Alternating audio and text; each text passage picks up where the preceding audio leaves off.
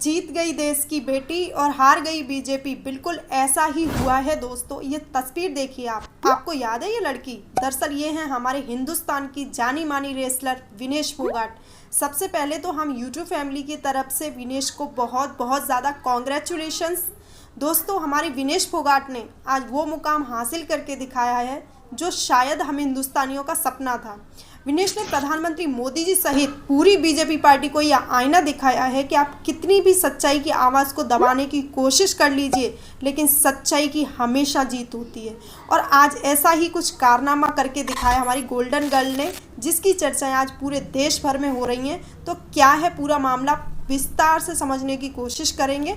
उससे पहले मेरी आपसे एक रिक्वेस्ट है कि अगर आपने मेरे चैनल को सब्सक्राइब नहीं किया तो पहले चैनल को सब्सक्राइब कर लीजिए। दोस्तों, हम सब हिंदुस्तानियों के लिए एक बड़ी खुशखबरी निकल के आई और खुशखबरी ये है कि विनेश फोगाट ने वर्ल्ड की गोल्ड मेडलिस्ट को हराकर सेमीफाइनल में अपनी जगह बना ली है। सही सुना आपने, विनेश ने आज उस रेसलर को हराया है जो अपने पूरे करियर में आज तक कभी नहीं हारी। वो जापान की रहने वाली हैं और उनका नाम है यू सोसाकी। ये कभी भी अपने करियर में नहीं हारी हैं। ये 4 बार की वर्ल्ड चैंपियन रह चुकी हैं। ये टोक्यो ओलंपिक में गोल्ड मेडलिस्ट रह चुकी हैं। लेकिन हमारे देश की शान विनेश फोगाट ने जापान खिलाड़ी को आज अखाड़े में पूरी तरीके से पछाड़ दिया है। दोस्तों, हमारे लिए बहुत ज़्यादा खुशी की बात है और हम सभी यूट्यूब फैमिली की तरफ से अगेन इनको कॉन्ग्रेचुलेशंस बोलते हैं।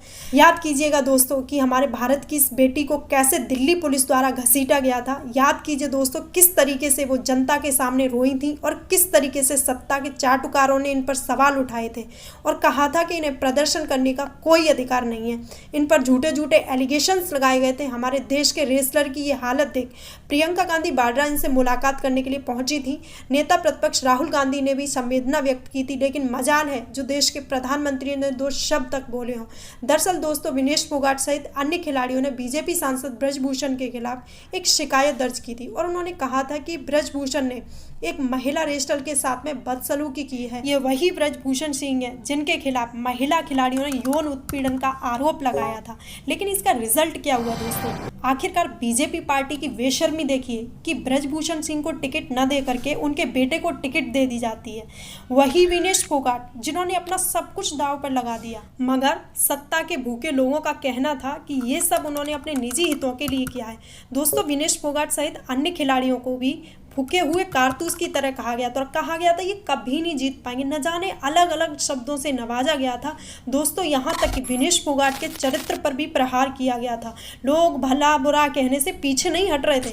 पूरा का पूरा प्रचार तंत्र उनके खिलाफ था, पूरी सरकार उनके खिलाफ थी। उनको धमकाया जा रहा था, न जाने किन किन अलग अलग शब्दों से नवाजा जा रहा था। यहाँ तक कि उनको कांग्रेस का दलाल तक कहा जा रहा था। लेकिन फिर पेरिस ओलंपिक में वर्ल्ड नंबर 1 जापानीज प्लेयर को विनेश फोगाट ने पछाड़ दिया।